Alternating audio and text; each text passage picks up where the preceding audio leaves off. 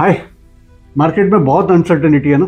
Gold खरीदे, silver खरीदे, share market में इन्वेस्ट करिए या रियल एस्टेट खरीदे। मैं तो रियल एस्टेट का आदमी हूँ, तो मैं रियल एस्टेट ही सजेस्ट करूंगा क्योंकि स्टेबल रहता है रियल एस्टेट। डाउन जाने के चांसेस बहुत कम यानी नहीं के बराबर होते हैं। बट रियल एस्टेट में एक ऐसा सेगमेंट है जो मैं आपको सजेस्ट करना चाहूँगा, वो है प्री लीज प्रॉपर्टी, जो कि एवरग्रीन है। क्यों एवरग्रीन है? क्योंकि ये लॉन्ग टर्म के लिए रेंटल इनकम आपको देती है। फ्रॉम डे वन आपने प्रॉपर्टी खरीद ली और डे वन से आप रेंटल इनकम उसका एंजॉय कीजिए।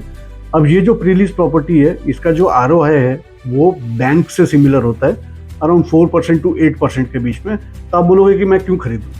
अरे भाई साहब, खरीदना इसलिए है क्योंकि लॉन्ग टर्म के लिए आपको रेंटल इनकम मिल रही है, और उस रेंटल इनकम के साथ में अगर आप देखोगे तो उस लॉन्ग टर्म में प्रॉपर्टी भी तो अप्रिशिएट होगी। इसलिए प्री लीज खरीदना ही चाहिए।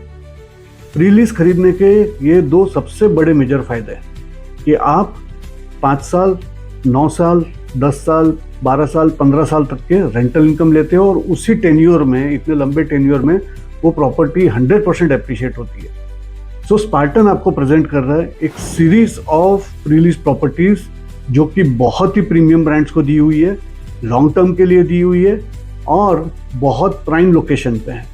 तो हमारे साथ ट्यून रहिए, क्योंकि हम आपको ये पूरे सीरीज में number of pre lease properties दिखाने वाले हैं जो आप प्रॉपर इन्वेस्ट करोगे तो बहुत अच्छे से आप उसमें रिटर्न्स ले पाओगे और लॉन्ग टर्म प्रॉपर्टी एप्रिसिएशन ले पाओगे।